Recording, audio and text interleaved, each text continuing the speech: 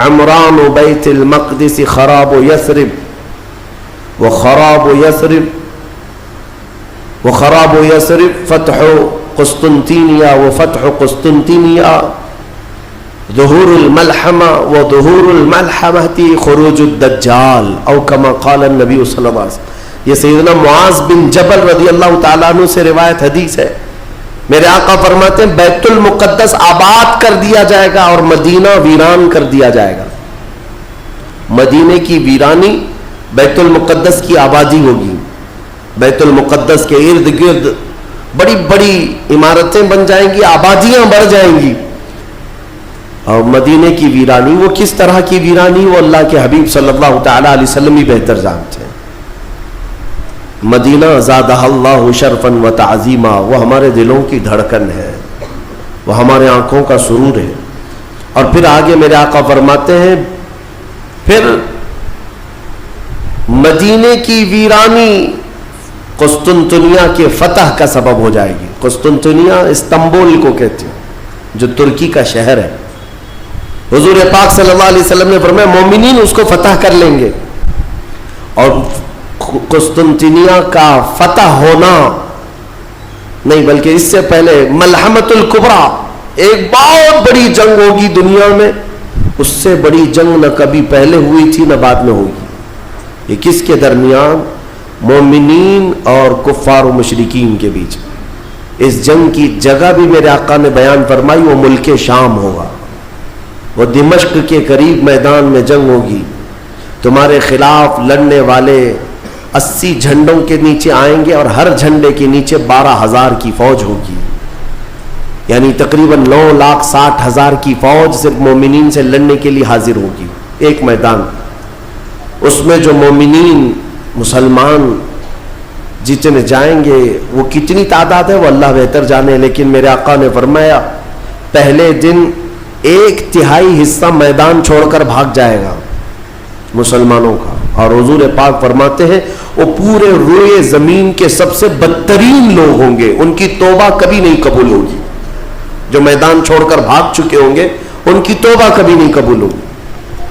دوسرے دن 1/3 جماعت 1/3 جماعت مومنین کی شہید ہو جائے گی, سب قتل ہو جائیں گے. اور حضور فرماتے ہیں وہ روئے زمین کے سب سے اعلیٰ قسم کے شہداء ہوں گے, سب سے افضل شہداء ہوں گے. اور میرے آقا صلی اللہ علیہ وسلم فرماتے ہیں 1/3 حصہ مسلمانوں کا باقی ہوگا, اللہ رب العزت اسی ٹکڑے کو فتح عظیم عطا فرمائے گا, فتح سے ہمکنار ہوں گے. اور اس کے بعد قسطنطنیہ فتح ہوگا.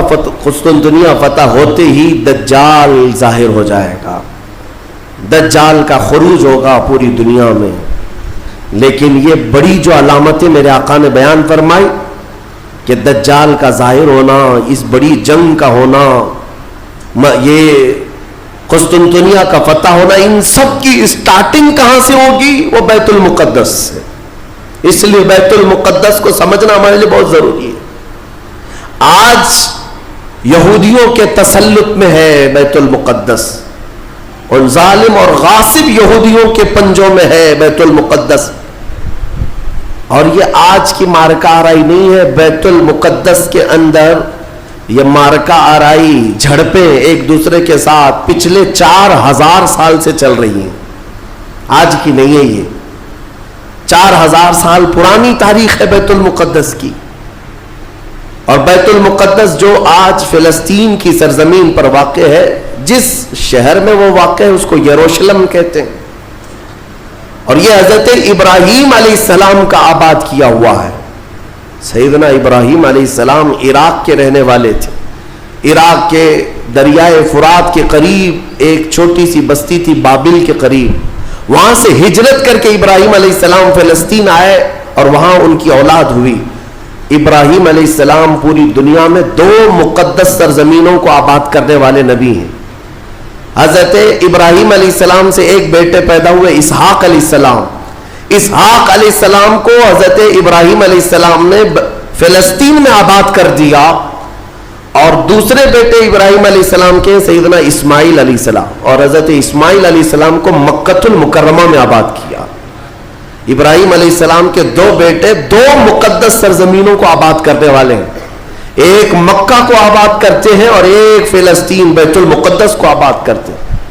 اور بنی اسرائیل اسی خاندان کو کہتے ہیں. ابراہیم علیہ السلام کے نیچے جو خاندان آیا، حضرت یعقوب علیہ السلام کی اولاد، اور تقریباً سارے انبیاء کرام علیہ السلام جو بنی اسرائیل کے ہیں وہ اسی فلسطین کی سرزمین میں پیدا ہوتے رہے یا پھر ہجرت کر کے وہی آئے. بڑے بڑے اگر نبیوں کا نام میں اگر ذکر کروں یہ سب فلسطین میں ہیں. حضرت ابراہیم علیہ السلام، حضرت اسحاق علیہ السلام، حضرت یعقوب علیہ السلام، حضرت یوسف علیہ السلام، حضرت داؤد علیہ السلام، حضرت سلیمان علیہ السلام، حضرت زکریا علیہ السلام، حضرت موسیٰ علیہ السلام، حضرت عیسیٰ علیہ السلام، حضرت یحییٰ علیہ السلام، یہ سب کے سب وہیں بیت المقدس کے ارد گرد آباد. وقت کے جلیل القدر پیغمبر بلکہ یہ رسولان اعظام ہیں، یہ سب فلسطین کی سرزمین پر آباد رہے. اس سے آپ اندازہ کر سکتے ہیں کہ وہ زمین کتنی برکت والی ہوگی، وہ زمین کتنی متبرک ہے. اور اس زمین کی چھوٹی سی اگر میں آپ کو تاریخ بتاؤں تو ابراہیم علیہ السلام کی اولاد کے آباد ہونے کے بعد بنی اسرائیل یہ سرکش قوم ہے. بنی اسرائیل یہ ادھر ادھر بھاگ کر چلے گئے، فلسطین میں آباد نہیں رہے، برسوں بھاگے پھرتے رہے. پھر موسیٰ علیہ السلام کا جب زمانہ آیا تو اللہ تعالیٰ نے آپ کو حکم دیا، اے موسیٰ آپ اپنی قوم کو لے کر اس ارض مقدس میں جائیں. مقدس سرزمین، قرآن میں بھی اللہ نے اس کو مقدس سرزمین فرمایا. یا قوم ادخلوا الارض المقدسہ. موسیٰ علیہ السلام نے کہا ہے میری قوم چلو مقدس زمین پر جاتے ہیں، اور پیٹ پھیر کر بھاگنا مت ورنہ خسارے میں آؤ گے، نقصان میں آؤ گے. جو اس مقدس سرزمین سے پیٹ پھیر کر بھاگے گا وہ بڑے گھاٹے میں رہے گا. قرآن کا فرمان ہے. ان کی قوم جو ہے موسیٰ علیہ السلام کی، اس نے جواب کیا دیا جانتے ہیں؟ بیت المقدس کی طرف موسیٰ علیہ السلام بلا رہے تھے تو وہاں ایک دوسری قوم آباد تھی، قوم عمالقہ. وہ اونچے چوڑے لوگ تھے، بڑے ہٹے تگڑے لوگ تھے. موسیٰ علیہ السلام کی قوم گھبرا گئی اور کہا کہ ہم نہیں آئیں گے. قالوا انا لن ندخلها ابدا ما داموا فيها. جب تک یہ قوم اس زمین پر ہے ہم نہیں آئیں گے. موسیٰ علیہ السلام بلانے لگے، چلو ان سے لڑائی کریں گے، اللہ تعالیٰ فتح عطا کرے گا. تو انہوں نے کہا اذهب انت وربك فقاتلا انا هاهنا قاعدون. موسیٰ آپ اور آپ کا خدا جا کر اس قوم سے لڑے، ہم بیٹھ کر دیکھیں گے لڑائی کیسی ہوتی. ان کی قوم کا جواب یہ تھا. تو موسیٰ علیہ السلام نے اللہ رب العزت کی بارگاہ میں اپنا عذر پیش کیا تو رب تعالیٰ نے فرمایا، اللہ تعالیٰ نے اب سزا کے طور پر اس قوم کے اوپر فرماتا ہے فَإِنَّهَا مُحَرَّمَةٌ عَلَيْهِمْ 40 سَنَةً يَتِيهُونَ فِي الْأَرْضِ. اب 40 سال تک ان میں کا کوئی بندہ اس مقدس سرزمین پر داخل نہیں ہو سکے گا. اللہ نے حکم فرمایا 40 سال ان پر یہ زمین حرام کر دی گئی، وہی بنی اسرائیل پر اندر آ نہیں سکو گے اس بیت المقدس پر. اور اس کے بعد رب تعالیٰ نے فرمایا یہ بھٹکتے رہیں گے 40 سال. یتیہون فی الارض، میدان تیہ، یہ صحرائے سینا آج بھی مصر کے وادیوں میں ہے. ہم گئے دیکھیں، پہاڑیوں کا ایک سلسلہ ہے، 100 کلومیٹر دور تک چین ہے پہاڑیوں کی، پہچان نہیں پائیں گے. اگر کسی ایک پہاڑی کے بیچ میں چھوڑ دیا جائے تو زندگی پر بھٹکتا رہے. تو اس بنی اسرائیل کو ان پہاڑیوں کے بیچ میں چھوڑ دیا گیا، ان کو راستہ نہیں ملتا تھا. کب تک؟ 40 سال تک راستہ نہیں ملا. بھٹکتے رہے. وہ ان پہاڑیوں سے باہر آ ہی نہیں پاتے. ایک پہاڑ کراس کرتے سامنے سیم دوسرا پہاڑ نظر آتا، اس کو کراس کرتے تیسرا بھی سیم ویسا ہی نظر آتا. 40 سال گزر گئے بھٹکتے ہوئے. پھر موسیٰ علیہ السلام کی بھی وفات ہو گئی، ہارون علیہ السلام کی بھی وفات ہو گئی. اب یہ جتنے نافرمان تھے یہ مر گئے. ان کی جو نئی نسل آئی، چھوٹے جو بچے تھے، اب وہ جوان ہوئے تو ان کی سوچ مثبت تھی، فکر اچھی تھی. اس وقت اس بنی اسرائیل کے نبی یوشع بن نون تھے، حضرت موسیٰ علیہ السلام کے خادم بھی رہے. یہ اللہ کے نبی تھے. انہوں نے اپنی قوم کو اکٹھا کیا اور سب کے دلوں میں پھر بات ڈالی, آج سے 40 سال پہلے تمہارے باپ داداؤں پر بیت المقدس کی سرزمین حرام کر دی گئی تھی, اب چلو. تو انہوں نے کہا قوم عمالقہ اب بھی ہے, وہاں پر لڑائی ہوگی. انہوں نے کہا چلو میں تمہارے ساتھ ہوں. جب وہ نکلے بیت المقدس کے راستے پر, وہی ہٹے کٹے لوگوں سے ان کا مقابلہ ہوا, قوم عمالقہ سے. صرف دوپہر سے عصر کے درمیان وہ پوری قوم شکست کھا کر بھاگ گئی اور اللہ نے بیت المقدس بنی اسرائیل کو عطا فرمایا. اللہ کے حکم پر اگر چل کر کے دیکھا ہوتا, یہیں بیٹھ کر کے ارے وہ بڑے تگڑے لوگ ہیں, اونچے لوگ ہیں, یہ بنی اسرائیل کی عادت ہے. پھر اللہ رب العزت نے انہیں وہاں پر قرار دیا. بیت المقدس یہ یہودی کہلا ہے. یہودی ایمان والے یہودی تھے جو بیت المقدس میں آباد تھے, برسوں تک رہے. اس کے بعد پھر حضرت عیسیٰ علیہ السلام کا ظہور ہوا, آپ کی ولادت ہوئی. عیسیٰ علیہ السلام کے ساتھ ان یہودیوں نے بڑی بدتمیزیاں کی ہیں, ان کے قتل کا بھی منصوبہ بنایا, ان کی ماں پر الزام لگائے. یہودی بڑی بدماش قوم, اور انہوں نے تقریباً 10,000 نبیوں کو قتل کیا ہے. اللہ کے نبیوں کو قتل کرتے تھے. اب اللہ رب العزت نے قرآن میں جن کے بارے میں فرمایا غضب اللہ علیہم, اللہ کا ان پر غضب ہے, اللہ کا ان پر غضب ہے, آج بھی غضب ہے, غضب ہے. تھوڑے دن ان کے ازدہار کے آتے ہیں, ترقی کے آتے ہیں, تو دنیا کو ایسا لگتا ہے پوری دنیا کے بادشاہ یہی ہے. پھر رب تبارک و تعالیٰ انہیں اوندھے منہ پھر گراتا ہے. ذلت ان کا ساتھ قیامت تک نہیں چھوڑے گی, قیامت تک نہیں. انہوں نے انبیاء کا قتل کیا اور بیت المقدس میں آباد رہے. تو پھر ایک بادشاہ ایسا آیا عراق کا, بخت نصر نام تھا. وہ آ کر کے بیت المقدس پر ایسا حملہ کیا, ایسا حملہ کیا کہ اس نے ہزاروں یہودیوں کو قتل کیا اور بیت المقدس کی عمارتیں توڑ پھوڑ کر رکھ دی. جو حضرت سلیمان علیہ السلام کے زمانے میں عمارت بنی تھی بیت المقدس کی.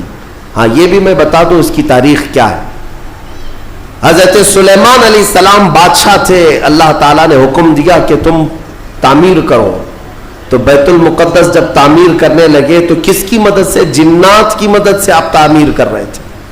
سارے جنات کو کام پر لگا دیا تھا, اور سارے جن صبح شام دوپہر کام پر لگے تھے اور مسجد بنا رہے تھے بیت المقدس. اور اتفاق ایسا کہ حضرت سلیمان علیہ السلام سے وہ خوب خوف کھایا کرتے تھے. جب تک آپ کھڑے رہتے کام کرتے, اگر سلیمان علیہ السلام چلے جاتے تو سب بھاگ جاتے تھے, کام چھوڑ کر بھاگ جاتے تھے. تو سلیمان علیہ السلام اپنا عصا لے کر کے کھڑے رہے اور کام کرانے لگے. اب اتفاق ایسا ہوا کہ سلیمان علیہ السلام دن میں بھی نہیں جا رہے, رات میں بھی نہیں جا رہے, کھڑے ہی کھڑے ہیں, اور دن رات ان کا کام چالو ہے. لیکن ہوا یہ تھا کہ سلیمان علیہ السلام کی وفات ہو چکی تھی. کھڑے کھڑے آپ کا انتقال ہوا ہے حضرت سلیمان علیہ السلام کا, اور اپنے عصا کے سہارے کھڑے رہ گئے. انتقال کے بعد بھی یہ صرف اور صرف نبوت کی شان ہے, یہ صرف نبیوں کی شان ہے. قرآن میں ہے, اللہ تعالیٰ نے فرمایا فلما تبینت الجن, جنات کو کب معلوم ہوا پتا ہے؟ دیمک نے حضرت سلیمان علیہ السلام کی لکڑی کو کھا لیا. یہ جو عصا تھا دیمک کھا گئی.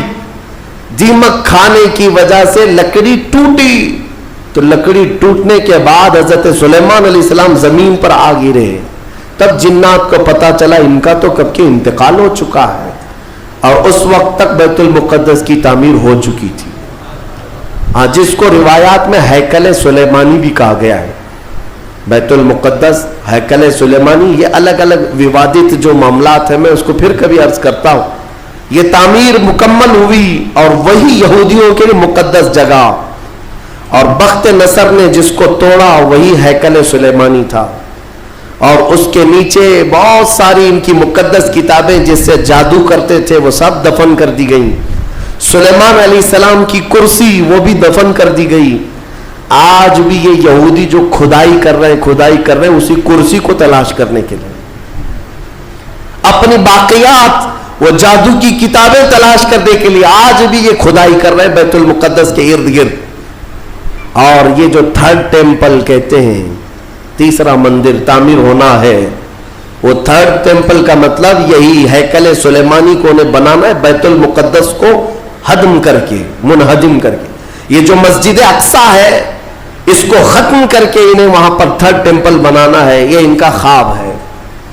یہودی وہاں سے قتل ہوئے, عیسائیوں کا قبضہ آیا. عیسائی تقریباً 300 سال تک آباد رہے. پھر ایک بادشاہ آیا, ایران کا بادشاہ تھا خسرو, اس نے بدلہ لیا اور اس کے بعد یہودیوں کو پھر سے آباد کیا. پھر اس کے بعد ٹائٹس نام کا ایک عیسائی بادشاہ آیا, اس نے پھر دوبارہ بیت المقدس پہ حملہ کیا. اس نے قریب 1 لاکھ کے قریب یہودیوں کو پھر قتل کیا. یہ قتل کون کر رہا ہے؟ عیسائی یہودی, عیسائی یہودی, اور دہشت گرد کوئی اور ہے. ہاں پہلے زمانے کے دہشت گرد ہیں یہ, پرانے دہشت گرد. ایک ساتھ جینوسائڈ کرنا, جو نسل کشی کرنا, یہ یا تو عیسائیوں کا کام ہے یا یہودیوں کا کام ہے. ان کو قبضہ ملتا تھا تو ان کو مارتے, ان کو قبضہ ملتا تو ان کو مارتے. ٹائٹس نے پورا تباہ کر دیا. پھر بیت المقدس میں اس نے غلاظت ڈال دی, کچرے ڈال دیے. بہت کچھ برباد کرنے کے بعد یہودی وہاں سے نکل گئے. پھر میرے عزیزوں, وہ عیسائیوں کا تسلط ویسا ہی برقرار رہا. کب تک؟ جب تک سیدنا عمر ابن خطاب کا زمانہ آ گیا. اسلام کا یہ فتوحات کا سلسلہ تھا. میرے آقا کے غلام جس طرف جا رہے تھے زمینیں ان کے قدموں میں آ رہی تھی. یہ وہ دور تھا. تو حضرت عمر نے بھیجا کہ اب فلسطین کی طرف بھی ہمارے مجاہدین جائیں گے. اور وہاں عیسائی تھے, پوری دنیا کی خبر تو رکھتے تھے کہ کیا کیا ہو رہا ہے. رسول پاک صلی اللہ علیہ وسلم کے غلاموں سے لڑنے کی طاقت سب کے پاس نہیں. تو انہوں نے کہا کہ ہم لڑائی نہیں کریں گے, آپ آ جاؤ, آپ کے حوالے پورا بیت المقدس کا.